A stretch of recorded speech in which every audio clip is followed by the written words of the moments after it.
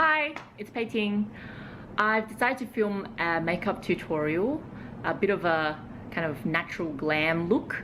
This look is probably a bit too much for what I would wear every day to work, but it's still natural enough that I can wear it for events or parties or weddings. And I've also had some requests from friends to let them know in the video the products and brands that I really enjoy that I've been using for so many years. My skin tone is tends to be combination, so I've got quite a oily kind of T-zone, particularly my forehead and nose. And also, one of the most important things for makeup for me is that it's long lasting, because to be honest, I really don't like having to reapply stuff.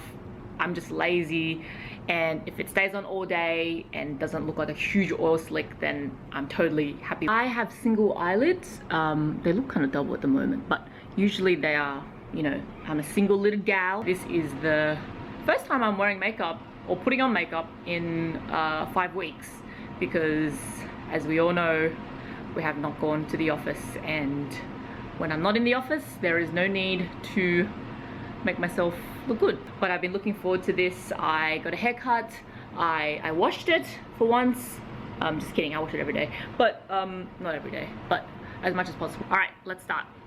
So the first step of any makeup look I do, whether it's natural or more glam, you know, for events, I always put on sunscreen. Is, in my opinion, the most underrated product, you know, of skincare or in makeup ever. And the reason for that is, you know, I think having good makeup starts with a good base, and if you put sunscreen on, it really kind of clears your whole complexion. It makes you look more mattified depending on the one you have. So the one I have is extremely mattifying. I've been using this for probably like more than 10 years, and I keep repurchasing it. I literally buy like 5 at a time, and I always have. I don't really put it on at night time, but if I'm going out anywhere in the day, even if I'm just, you know, even if I'm not wearing makeup, I will put sunscreen on, because y'all don't want no skin cancer. So the next step is to use primer. I haven't actually found a very good primer yet, but I got this one for like $3 in the US. It's the e.l.f. one. Also not focusing very well. Got some green undertones, so you know, it will cancel out any redness. My skin tends to be quite red. The next thing that I do is go in with some concealer. I put in concealer first. I realized how much just putting a little bit under your eyes really makes a difference. I use the NARS. This one is my favorite concealer of all time. Literally just use this color in Custard. I would do, you know, a kind of a triangle looking shape under my eye. I'll go to the other one.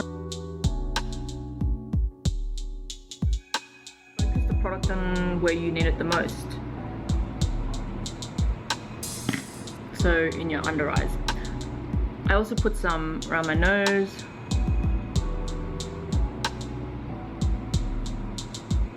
A little bit kind of in between my forehead because it gets a bit red there. I put some around my mouth as well, as areas that tend to get red.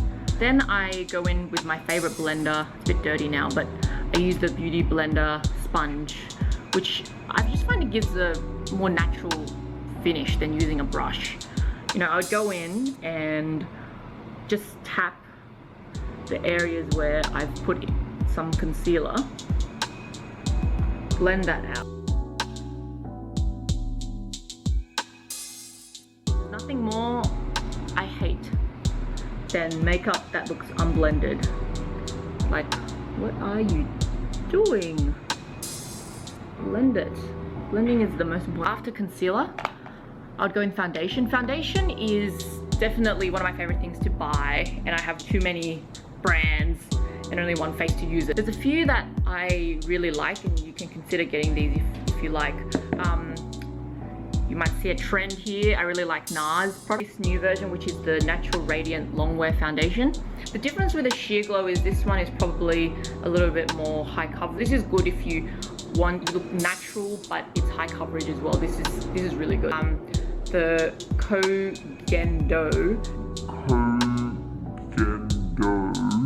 Aqua Foundation, and I use the shade 123.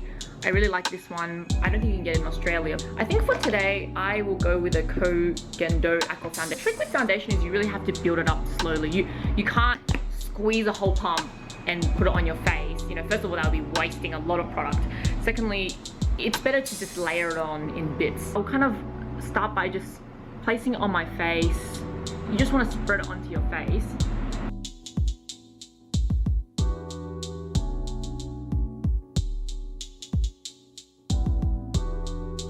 Wow, this feels so weird wearing makeup on my face for the first time in 5 weeks.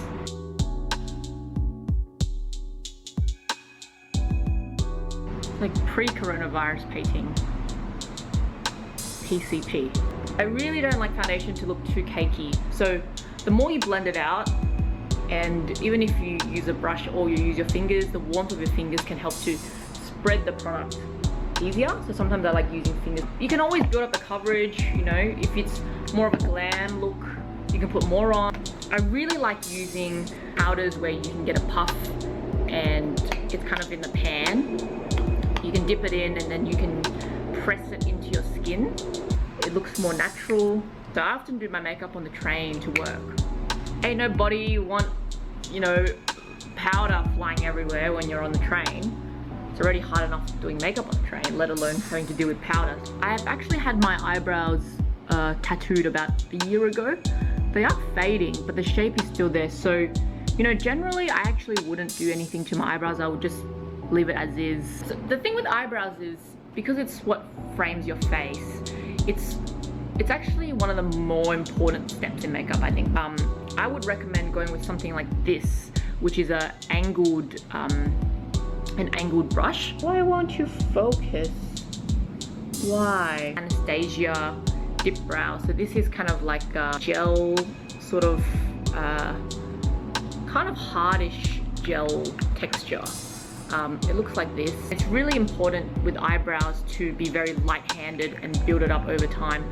I always start with the inner part of my eyebrows and then kind of build up in small strokes towards the end, instead of drawing per se a line around the outside. It's really important what you do with the insides of the brows, because if you draw them too heavy-handed, it will look super unnatural, because our eyebrows, to be honest, start off somewhat light and feathery on the inside where there's not much hair, and then kind of gets darker and perhaps tails off a bit here. So to make it look natural, and I will actually draw my eyebrows actually. I think the most important thing for eyebrows to have is actually one of these. So it's like a little eyebrow brush. Every time I do my eyebrows, I always brush through and just make sure that it's blended, because that's what makes it look the most natural.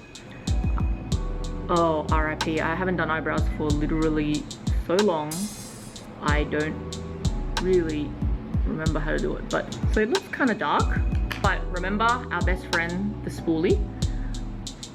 I would go back and just brush it out.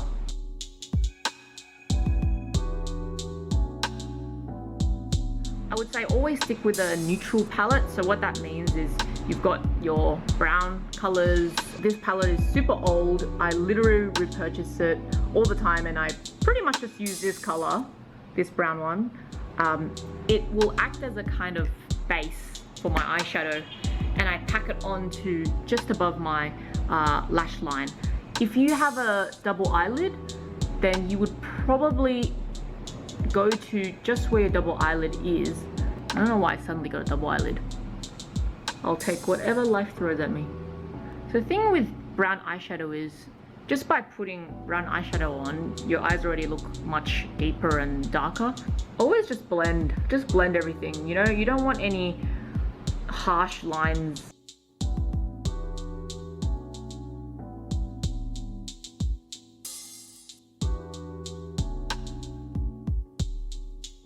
That's on.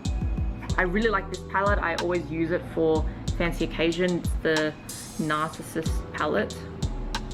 And like, oh my gosh, just look at that gold.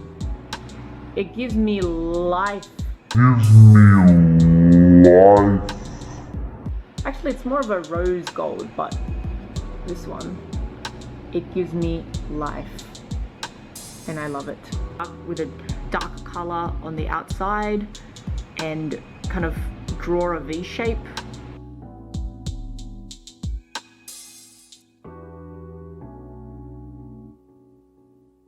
Take like a lighter color like this one, the one that I showed before, and just put it into the middle of your eye.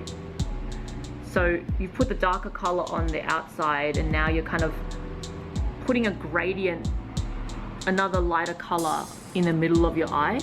And even if you don't know what you're doing, the shimmer will distract people, so they won't notice that maybe you have stuffed something up. You can take another brush that is small and go in with like a lighter shade, like that one maybe, and I will just put it into my inner corners. So again, I'm doing the gradient of darker to light to the lightest.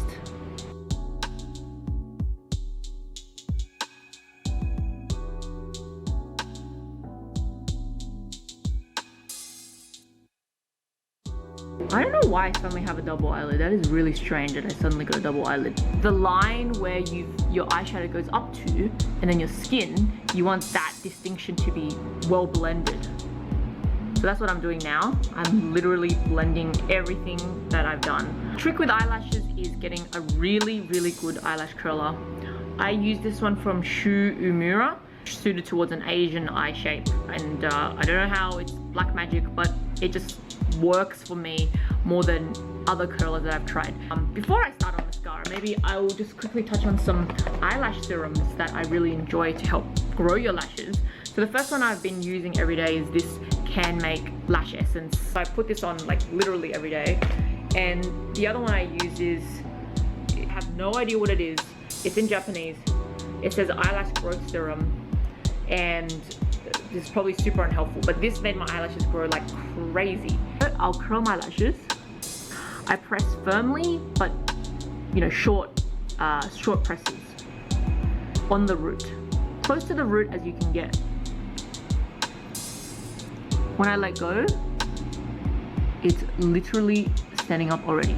I go back in maybe about halfway to curl the bits where, you know, either they haven't fanned out properly or they haven't curled as much, but make sure whatever mascara you get, it is black and it's waterproof. Waterproof is the most important for Asian lashes because it will help it to stay up in a curled shape. I like to spend quite a bit of time making sure my mascara isn't clumpy and just combing through the lashes. If you can't help but get some on your eyeshadow, then you can either use a trick of using a business card, hold the business card so that the mascara gets onto that instead of your eyeshadow. I do like to spend quite a lot of time doing mascara. The eyelashes are definitely longer and noticeable. For eyeliner, you have a few options. You can use pencil. I don't really like that because it doesn't slide on as smoothly. Or you can use liquid eyeliner, which is my favorite. I use the Stila one, Stay All Day.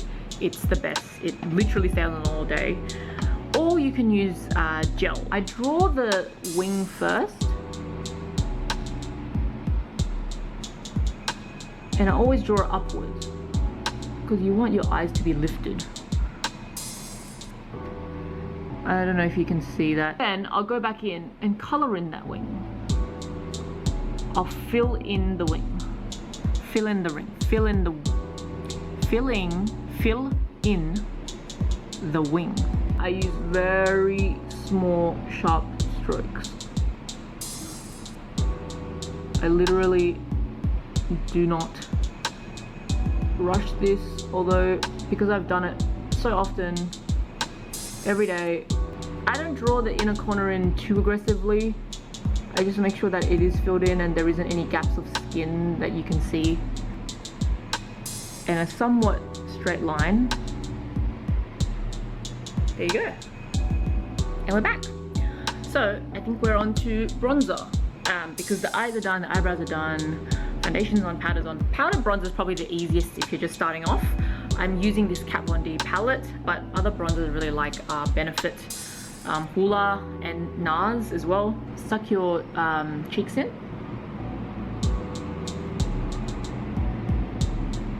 Don't press in with the brush. You're just meant to dust it. Dust it onto your cheeks. Then draw almost like a 3 on your face. Use a smaller brush and do the inside of my nose just to give it a bit more definition. Just put it on the sides of your nose. This is totally optional, but I like to do this just because it makes your nose bridge more pronounced.